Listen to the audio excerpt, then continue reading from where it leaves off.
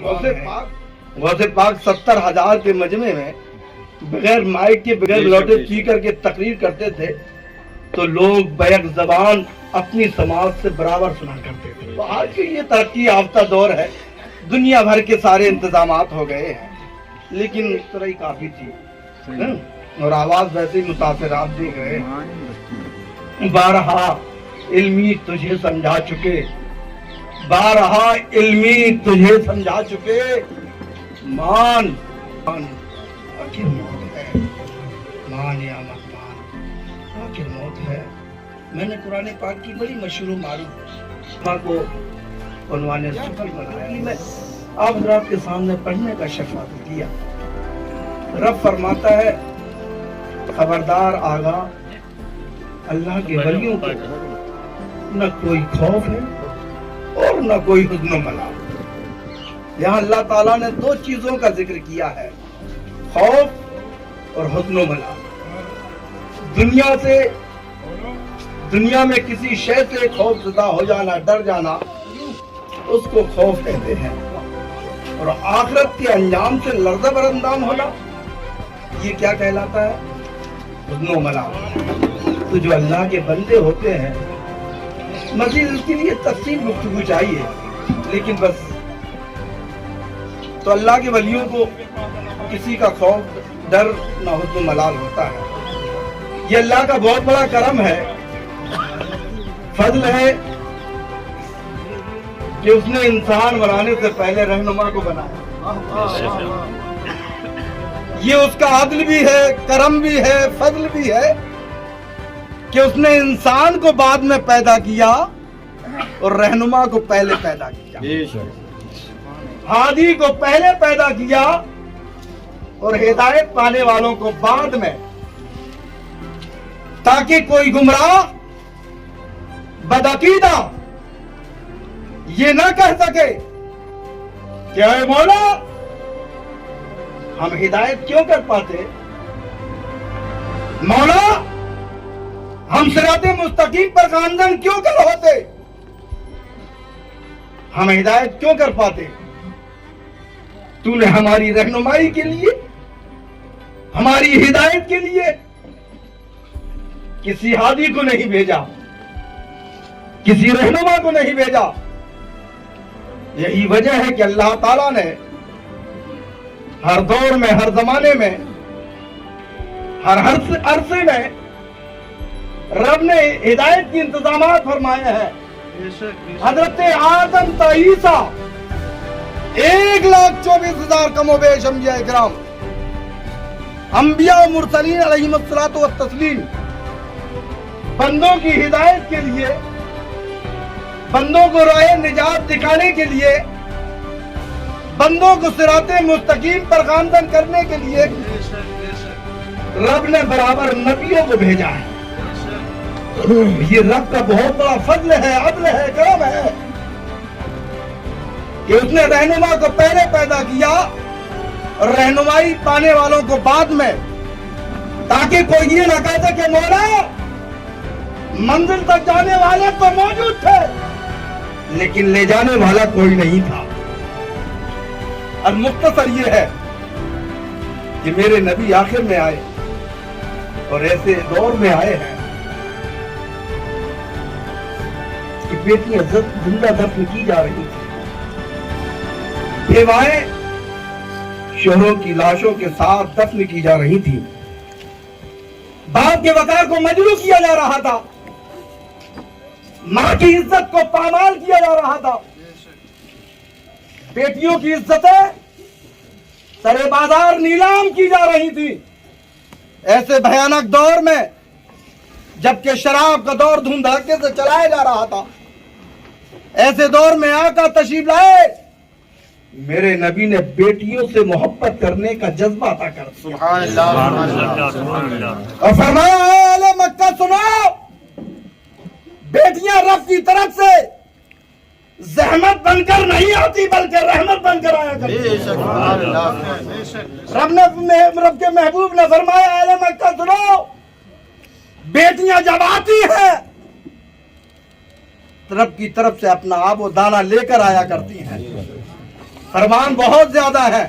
मेरे आका फरमाते हैं, ऐ अहले मक्का सुनो, जो बेटियों की परवरिश करते हैं, बेटियां जब उन फवाने शबाब को पहुंचती है, जवानी की दहलीज पर जब कदम रखती है, हुस्न सलूकी के साथ उनके घर खानदान वाले बाप भाई शादी कर देते हैं, ससुराल भेज देते हैं, तो मेरे आका के फरमान पे कुर्बान जाओ।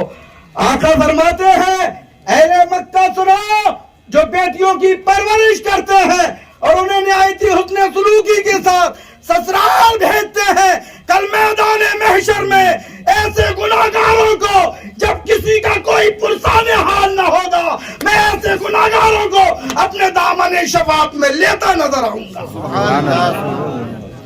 अल-मुख्तसर ये है, अब मेरे नबी के बाद कोई नबी नहीं आएगा, कोई पैगंबर नहीं आएगा, कारी साहब कोई रसूल नहीं आएगा, इसलिए मेरे नबी को खातमुन नबीन कहा जाता है, मेरे रसूल को खत्मुर रसूल कहा जाता है।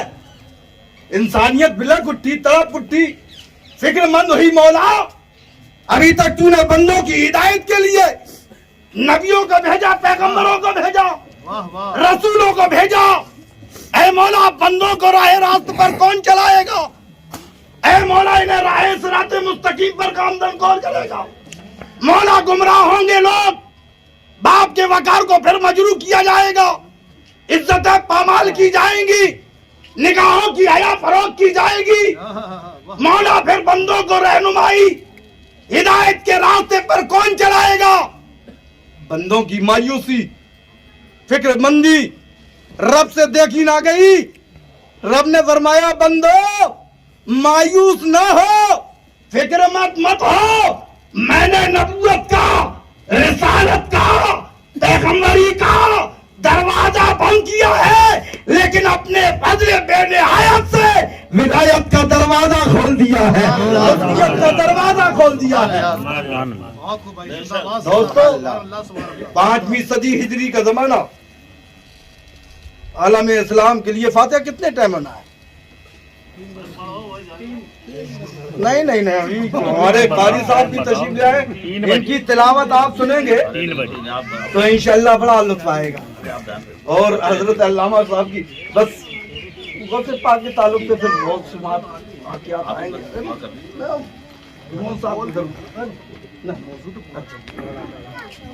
तो हजरात, गौसे पाक रज़ी अल्लाह तआला ऐसे भयानक दौर में आए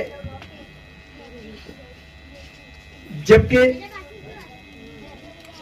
मजहब इस्लाम मुर्दा हो चुका था,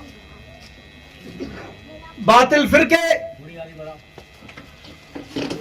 दीन इस्लाम पर फोकियत और अफजलियत करने की सही नाकाम कर रहे थे। मुख्तसर ये है कि गौसे पाक को क्या कहा जाता है? मुहियुद्दीन। मुहियुद्दीन का माना दीन को जिंदा करने वाला, दीन को जिंदगी देने वाला, दीन को हयात बख्शने वाला। गौसे पाक रज़ी अल्लाह तआला अन्हु जंगलों बयावान से गुजर रहे हैं, देखा एक रास्ते पर एक ज़ईफ नातवा कमजोर लागर बूढ़ा शख्स लेटा हुआ है, निहायती दर्दो कर्ब के आलम में करा रहा है। दबी लची आवाज में कहा है, अल्लाह के बंदे मुझे सहारा दो, सहारा दो।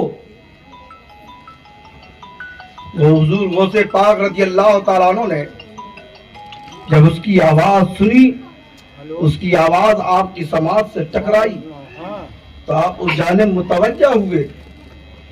देखा एक बूढ़ा शख्स है जो निहायत ही ज़ईफ और नातवा कमजोर है, बैठ नहीं सकता, खड़े होने की बात दरकिनार, फिर चलने की बात तो बहुत दूर। आखिरकार हुजूर गौसे पाक आए उसके करीब, पूछा क्या मामला है?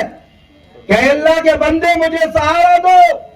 हुजूर गौसे पाक ने हाथ लगाया अभी वही बूढ़ा शख्स जल्दी आओ फाता जो दर्दो कर्ब के आलम में तड़प रहा था, बेचैनो बेकरार मुस्तरिब था, हुजूर गौसे पाक ने हाथ लगाना था ठीक है ठीक कि वही बैठ जाता है, खड़ा हो जाता है।